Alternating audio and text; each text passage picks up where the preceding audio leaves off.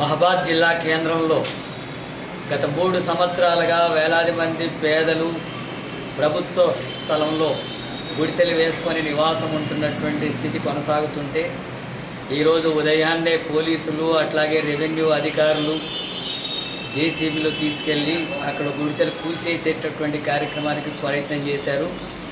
అక్కడ ఉండేటటువంటి పేదలందరూ కూడా ప్రతిఘటించి అవసరమైతే మేము ఇక్కడ ఆత్మహత్య చేసుకుంటాం తప్ప రోడ్ల మీద పడాల్సి వస్తుంది ఇక్కడ గుడిసెలు తీసేస్తే అని చెప్పి తీవ్రమైనటువంటి ఆవేదనతో మహిళలు పెట్రోల్ పోసుకొని తగలబెట్టుకునేటటువంటి చర్యలకు పోయేటటువంటి పరిస్థితికి పోలీసులు ప్రభుత్వం కారణమవుతుంది.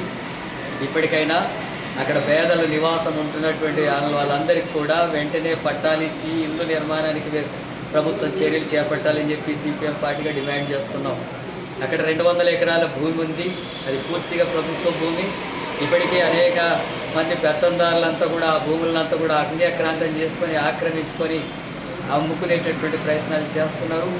అందులో కేవలం ఒక 15-20 ఎకరాల స్థలంలోనే పేదలు గుడిసెలు వేసుకొని 3 సంవత్సరాలుగా నివాసం ఉంటున్నారు.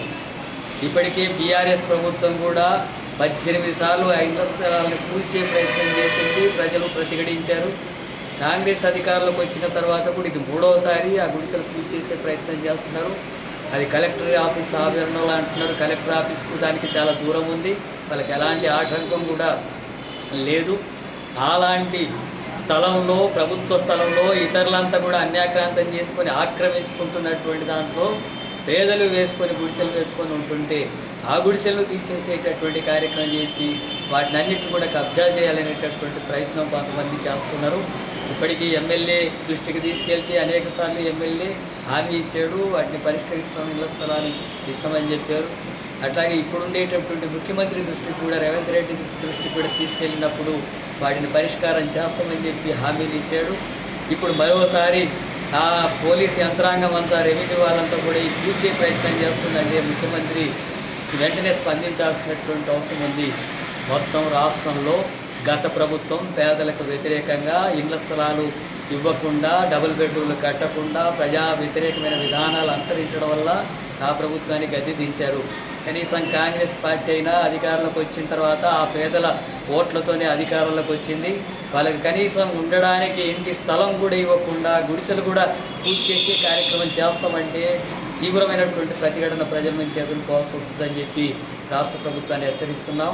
అట్లాగే సిపిఎం పార్టీ పేద ప్రజలకు అండగా ఇంటి స్థలం లేనటువంటి వాళ్ళకు, భూములు లేనటువంటి వాళ్ళకు ప్రజా సమస్యల పరిష్కారం కోసం పెద్ద ఎత్తున ఆందోళన పోరాటం జరుగుతుంది. ఈ కాంగ్రెస్ ప్రభుత్వానికి కూడా వీటిని పరిష్కరించాలనేటటువంటి పేరుతో కొంత సమయం ఇవ్వాలని చెప్పి ఇస్తున్నాం.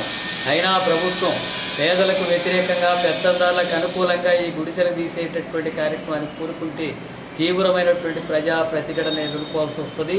ఆ రకమైనటువంటి చర్యలకు పూనుకోవద్దని చెప్పి ముఖ్యమంత్రి రేవంత్ రెడ్డిని హెచ్చరిస్తున్నాను. వెంటనే ఆయన జోక్యం చేసుకొని అక్కడ ఎలాంటి అవాంతరాలు జరగకుండా పేదలకు ఇళ్ల స్థలాలు ఇచ్చేటట్టుగా చర్యలు తీసుకోవాలా. అక్కడ ఎలాంటి ఘటన జరిగినా ప్రభుత్వమే బాధ్యత వహించాల్సి ఉంటుందని చెప్పి హెచ్చరిస్తున్నాను.